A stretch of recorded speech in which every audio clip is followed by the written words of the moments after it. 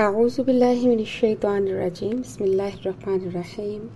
رب اشرح لی صدری ویسر لی امری واحلل عقدۃ من لسانی یفقہوا قولی آمین یا رب العالمین۔ آج کی پہلی آیت کا جو ترجمہ اور تفسیر ہے، اس سے یہ چیز سمجھ آتی ہے کہ جب فتنے اور آزمائشیں آتی ہیں تو اس میں صرف گناہ گار اور نافرمان اس کی لپیٹ میں نہیں آتے، بلکہ نیک لوگ بھی ان فتنوں اور آزمائشوں کی لپیٹ میں آ سکتے ہیں، خصوصاً اس وقت جب ظلم و ستم کو روکنے پر وہ قدرت رکھتے ہوں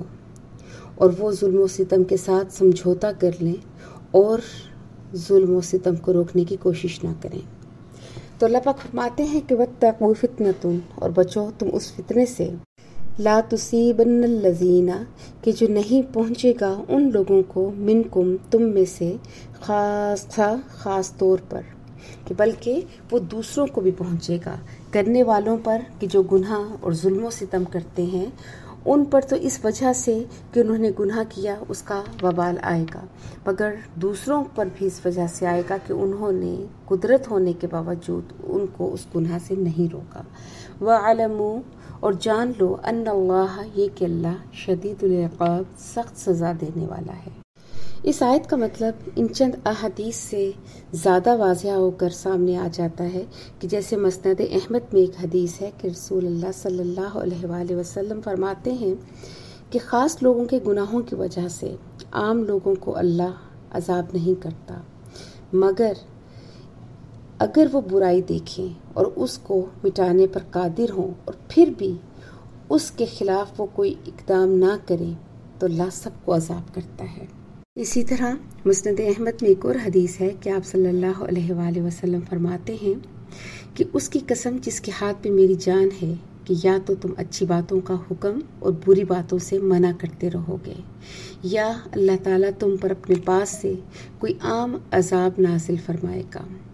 اسی طرح مسند احمد میں ایک اور حدیث ہے کہ رسول اللہ صلی اللہ علیہ وآلہ وسلم فرماتے ہیں کہ جب میری امت میں گناہ ظاہر ہوں گے تو اللہ تعالیٰ اپنے عام عذاب بھیجیں گے۔ حضرت ام سلمہ نے دریافت کیا، یا رسول اللہ، ان میں تو نیک لوگ بھی شامل ہوں گے؟ تو آپ نے فرمایا، کیوں نہیں؟ پوچھا، پھر وہ لوگ کیا کریں گے؟ تو آپ نے فرمایا، انہیں بھی وہی پہنچے گا جو اوروں کو پہنچے گا، مگر پھر انہیں اللہ کے ہاں مغفرت اور رضامندی ملے گی۔ ایک اور روایت میں ہے کہ کرنے والے تھوڑے ہوں، نہ کرنے والے زیادہ اور ذی اثر ہوں، یعنی گناہوں میں کم لوگ ملوث ہیں اور زیادہ لوگ ایسے ہیں جو اس گناہ کو نہیں کر رہے لیکن وہ اتنا اثر رکھتے ہیں کہ وہ اس برائی کو روک سکیں، لیکن اگر وہ برائی کو نہیں روکتے تو پھر اللہ تعالیٰ سب کو اجتماعی سزا دیتے ہیں۔ خلاصہ یہ ہوا کہ جس طرح ہم اپنی اصلاح کے بارے میں سوچتے ہیں، اپنی اصلاح پر کوشش کرتے ہیں کہ ہم اپنے آپ کو اللہ کی فرمانبرداری میں لے آئیں، اللہ کی رضا کے مطابق اپنے آپ کو ڈھال لیں، تو اسی قدر ضروری ہے کہ ہم دوسروں کی بھی اصلاح کی کوشش کریں، انہیں نیکی کی دعوت دیں، برائی سے بچائیں، شرک اور بدعت کے خلاف ہر لحاظ سے کوشش کریں اور ان چیزوں کا خاتمہ ہو کہ جو ہمارے دین کے خلاف ہیں۔ نیکی کی دعوت زبان سے، قلم سے، ہاتھ سے، ہر طرح سے دینی چاہیے، اور حدیث شریف کے مطابق برائی کو دل میں برا سمجھنا یہ ایمان کا کمزور ترین درجہ ہے۔ اگر ہم صرف اپنی ذات تک نماز، روزہ، حج، زکوٰۃ، ان ارکان کو ادا کرتے رہیں لیکن اللہ کا دین نافذ کرنے کے لیے کوشش نہیں کرتے، لوگوں کو برائیوں سے روکنے کے لیے کوشش نہیں کرتے، تو یہ بھی ایک جرم ہے۔ تو اگر ہم ایسا نہیں کریں گے تو جب اللہ کا عذاب آئے گا تو اس میں جہاں گناہ گاروں کی پکڑ ہوگی وہاں ان لوگوں کی بھی ہوگی کہ جو اختیار رکھنے کے باوجود ان کو منع نہیں کر رہے تھے۔ اگلی آیت میں اللہ پاک اہل ایمان کو اپنے احسانات یاد دلا رہے ہیں کہ ان کی گنتی کو اللہ نے بڑھا دیا، ان کی کمزوری کو زور میں بدل دیا، ان کے خوف کو امن سے بدل دیا، ان کی ناتوانی کو طاقت سے بدل دیا اور ان کی فقیری کو امیری سے بدل دیا۔ انہوں نے جوں جوں اللہ کے فرمان کی پیروی کی ویسے ویسے مسلمان اپنی مرادیں پاتے گئے۔ یہاں مراد ہیں صحابہ مکہ کہ جب وہ مکہ میں تھے، تعداد میں تھوڑے تھے، چھپتے پھرتے تھے، بے قرار رہتے تھے، ہر وقت ان کو دشمنوں کا خطرہ لگا رہتا تھا، اس کے بعد اللہ نے انہیں مدینے کی طرف ہجرت کا حکم دیا، اور یہ جب وہاں پہنچے تو اللہ نے ان کے قدم جما دیے، مدینے والوں کو ان کا ساتھی بلکہ پشت پناہ بنا دیا۔ وہ ان کی مدد پر اور ان کا ساتھ دینے پہ ہر وقت تیار ہوتے۔ بدر والے دن اپنی جانیں ہتھیلیوں پہ رکھ کے وہ سب ان کے ساتھ نکل کھڑے ہوئے، اپنا مال پانی کی طرح راہ حق میں بہاتے، یعنی مالی اور جانی لحاظ سے وہ ہر وقت مسلمانوں کے شانہ بشانہ کھڑے تھے۔ قتادہ بن دعامہ سدوسی رحمۃ اللہ فرماتے ہیں کہ عرب کے یہ لوگ سب سے زیادہ گرے ہوئے، سب سے زیادہ تنگ دل، سب سے زیادہ بھوکے ننگے، سب سے زیادہ گمراہ بے دین، ان سے زیادہ زمین پر کوئی نہیں تھا۔ ہر ایک ان کا سر کچلتا، لیکن یہ آپس میں ہی الجھے رہتے۔ اب جب یہ لوگ اسلام لے کر آئے، رسول اللہ صلی اللہ علیہ وآلہ وسلم کے اطاعت گزار بنے، تو ادھر سے ادھر تک شہروں بلکہ ملکوں پر ان کا قبضہ ہوا۔ دنیا کی دولت ان کے قدموں میں نچھاور ہونے لگی، اور لوگوں کی گردنوں کے مالک اور دنیا کے بادشاہ بن گئے۔ تو اس آیت میں اللہ پاک نبوت کے پہلے 13 سال جو بہت آزمائش والی زندگی تھی وہ دن یاد کروا رہے ہیں۔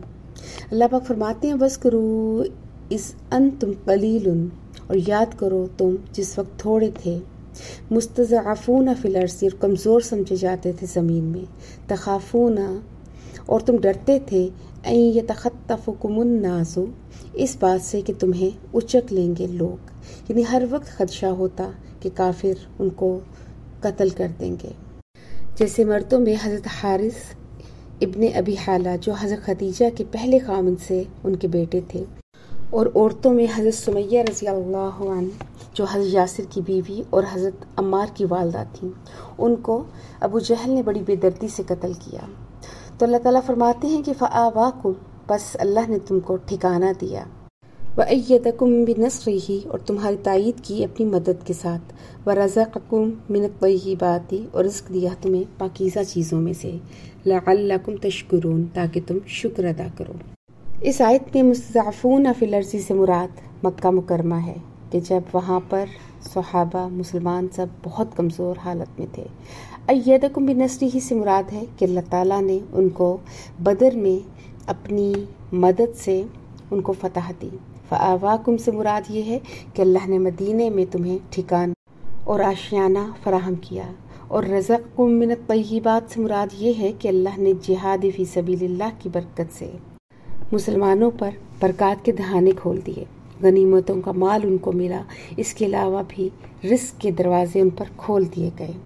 اور یہ سب اس لیے ہوا کہ وہ اللہ اور اللہ کے رسول کے اطاعت گزار اور فرما بردار بن گئے تھے۔ ڈاکٹر اسرار صاحب کہتے ہیں کہ یہ آیت خاص طور پہ ہم پاکستانیوں کے لیے ہے کہ جب ہم بھی ہندوؤں کے مقابلے میں تعداد میں بہت کم تھے، اور سماجی، لسانی، معاشی، مذہبی ہر اعتبار سے ہر وقت خوف کی فضا رہتی تھی، ایسے میں اللہ پاک نے ہمیں یہ ملک عطا کیا۔ اب چاہیے تو یہ تھا کہ ہم لوگ شکر ادا کرتے،